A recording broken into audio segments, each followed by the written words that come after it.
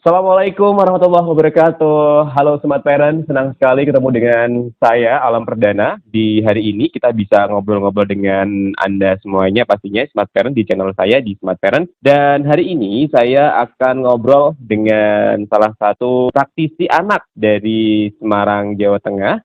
Dan Smart Parent, sedikit suaranya sudah memberikan obat kepada kita ya, kesejukan. Oke, kalau kita ngomong dengan seorang konselor psikologi anak, ya, pastinya kita akan menemukan jawaban-jawaban tentang permasalahan anak yang dialami anak, apalagi di masa pandemi seperti ini ya, Smart Parent ya. Pastinya kita butuh yang namanya penyegaran-penyegaran agar kita tidak semakin pusing dengan apa yang dialami anak-anak. Bahkan orang tua pun mengalami hal yang sama ya, baik itu stres ataupun pembagian manajemennya waktu yang biasanya sibuk di luar sekarang harus di rumah ketemu dengan anak-anak yang mungkin anak Anda bisa dikatakan sedikit bandel dalam tanda kutip. Nah, apa yang sebenarnya mereka alami dan mereka rasakan selama pandemi ini dan bagaimana strategi orang tua untuk mengatur manage mereka agar mereka juga tidak mengalami stres ataupun mengalami tindakan-tindakan yang tidak kita inginkan. Kita akan membahas bersama dengan Kak Novi. Beliau ini adalah seorang konselor anak. Halo, selamat pagi, selamat siang, selamat malam. Iya, pagi Kak Alam. Gimana kabarnya? Alhamdulillah baik. Saya itu sudah kangen banget loh, pengen ngobrol dengan Kak Novi ini sudah lama banget pengen ketemu. Ketemu terakhir itu tahun 2019 kalau nggak salah ya Kak, Iya, betul di Semarang. di Semarang. Kak Novi, hari ini saya pengen ngorek ilmu dari Kak Novi nih Kak. Ini kan di masa Boleh? ini kan di masa pandemi seperti ini, anak-anak pasti merasa jenuh ataupun melakukan kegiatan-kegiatan semuanya serba touchscreen, serba screen time lah kalau sekarang orang mengatakannya seperti itu, Kak. Bagaimana sih sebenarnya untuk mengatasi ataupun orang tua yang sebaiknya dilakukan agar anak ini tidak mengalami kejenuhan dalam pembelajaran daring? Oke. Terima kasih ya Kak Alam waktunya.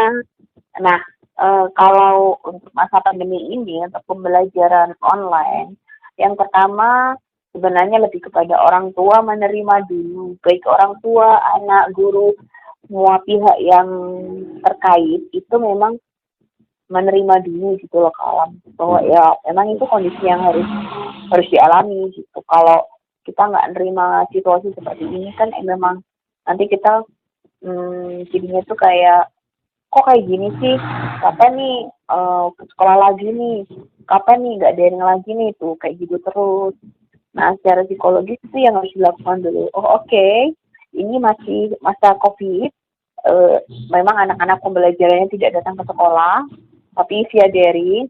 Ini yang aku hadapi saat ini, ayo gitu. Jadi lebih kepada ya menerima dulu pertama. Karena ketika seseorang itu menerima situasi dulu, itu otaknya kan lebih tenang nih Kak, menerima keadaan gitu, otak kita kan lebih tenang gitu, nggak kayak keberungsung, nggak apa. Nah, ketika lebih tenang itu mau nggak mau muncul pemikiran-pemikiran yang memang itu kayak lebih ke kreatif gitu untuk mengatasi situasi ini. Seperti misalkan yang namanya pembelajaran daring itu kan mungkin anak-anak jenuh, terus karena kan nggak jarang ketemu teman-temannya. Tapi saya rasa kalau teman-teman di sekolah maksudnya ya, tapi saya rasa kalau jarang ketemu teman-teman kan bisa nih teman-teman di rumah ada pembelajaran daring ini, kita juga lebih kepada diskusi juga kepada anak. Jadi ketika anak tanya, aku bosen nih Ma belajarnya online terus, aku pengen nih datang ke sekolah gitu. Jadi yang dilakukan orang tua bukan kemudian ngoyak-ngoyak gurunya untuk kemudian datang ke sekolah, maksudnya kemudian mulai pembelajaran secara Tatap offline muka lagi gitu ya. ya, tatap muka itu kalau dalam pemikiran saya sih tidak demikian gitu. Kan lebih kepada orang tua lebih menenangkan anak dulu deh, ini tuh masih belum boleh sekolah offline tatap muka, jadi memang lebih kepada ini tuh masanya masih seperti ini, ayo kita sama-sama menyesuaikan diri, sama-sama menerima, sehingga anak-anak juga belajar menyesuaikan diri dengan situasi yang ada saat ini. Karena itu tuh saat ini tuh anak-anak itu juga belajar untuk bagaimana adaptasi gitu loh Kak. Jadi nggak kemudian ya, karena kemampuan seseorang untuk adaptasi itu penting dimanapun kita berada. Bahkan sampai kita dewasa. Orang-orang dewasa yang cenderung kaku, rigid gitu, yang dia memang sesuai dengan kebiasaan-kebiasaan dia dan kurang terbiasa untuk fleksibel itu akan susah untuk menerima orang yang baru atau situasi yang baru. Mohon maaf saya potong sebentar ya Kak Novi ya. Pak Novi, ini kan kita berjalan untuk daringnya kan sudah hampir 7 bulan, 8 bulan. Pastinya orang tua juga merasa kejenuhan. Kalau mungkin di awal-awal oke lah, kita bisa kompromi atau guru pun bisa bernegosiasi dengan mereka, ayo Bu, mudah-mudahan ini bisa cepat selesai. Namun saat ini sudah hampir 1 tahun, 8 bulan itu artinya kan, yang saya alami ya Kak ya, pengalaman di lapangan gitu.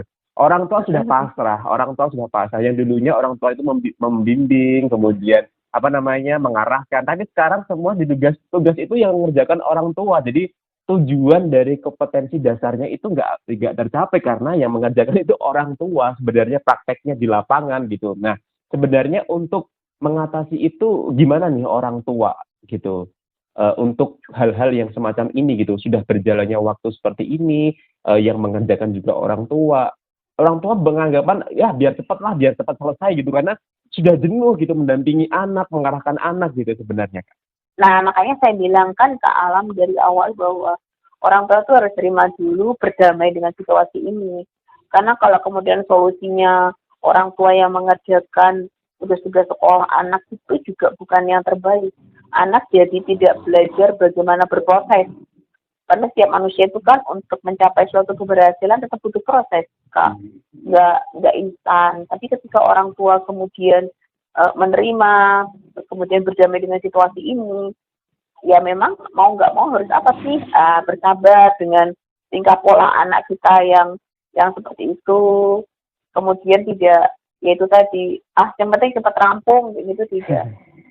Jadi lebih kepada mungkin anak-anak dilibatkan dalam pembelajaran itu, ya mau nggak mau orang tua banyak pergumulan waktu ya ke Alam, ya mau nggak mau gitu. Yang tadinya masaknya yang enak-enak, yang agak susah kayak gitu, katakanlah mungkin masaknya diganti yang simpel-simpel. Jadi tuh kayak pinter-pinternya kita untuk ngatur kayak gitu loh ya.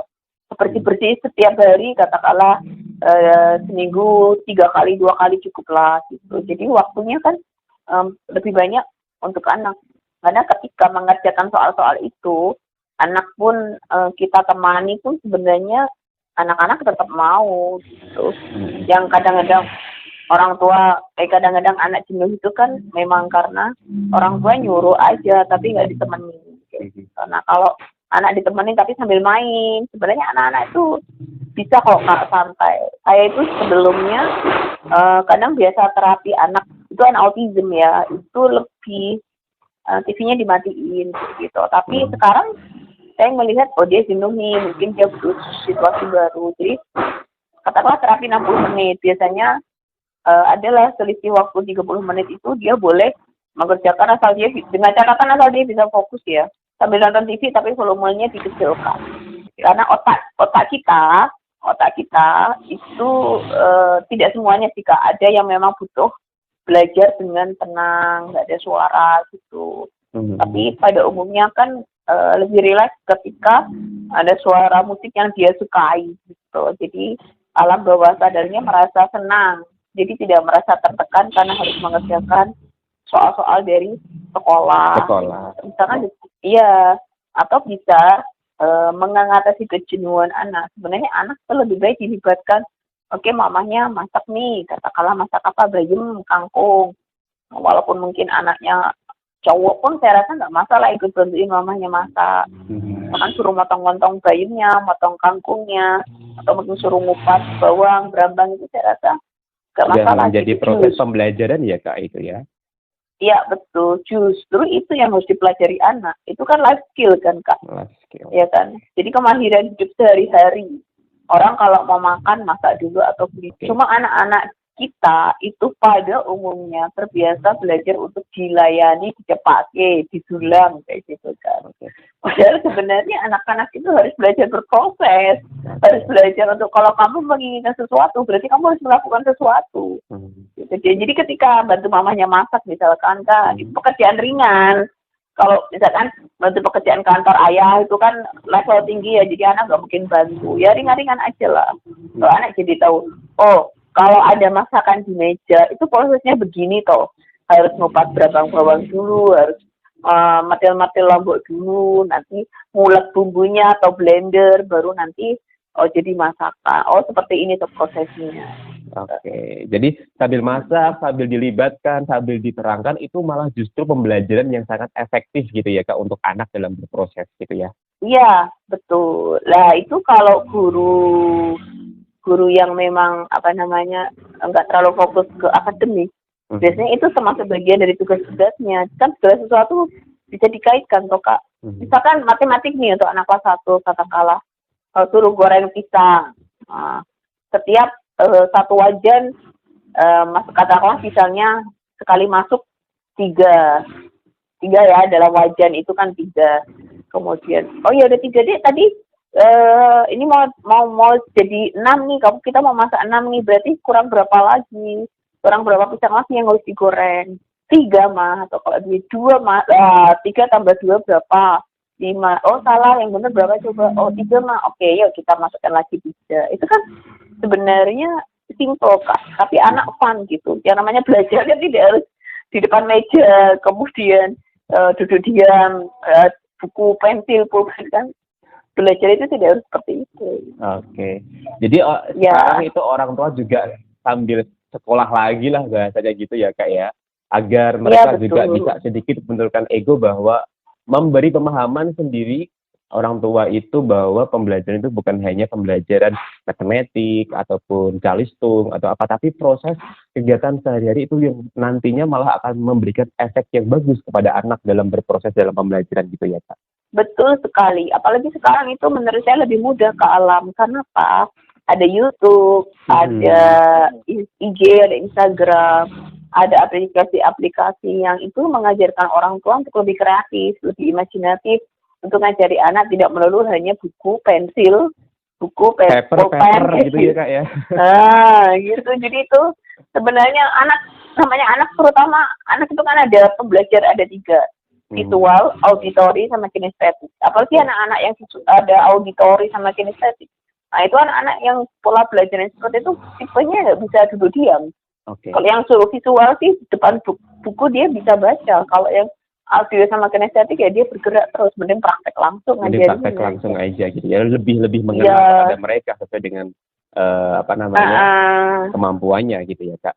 Misalkan nih contoh lagi dalam satu, misalkan saya bilang bikin pisang goreng kayak gitu kan emang harus diaduk ya tepungnya.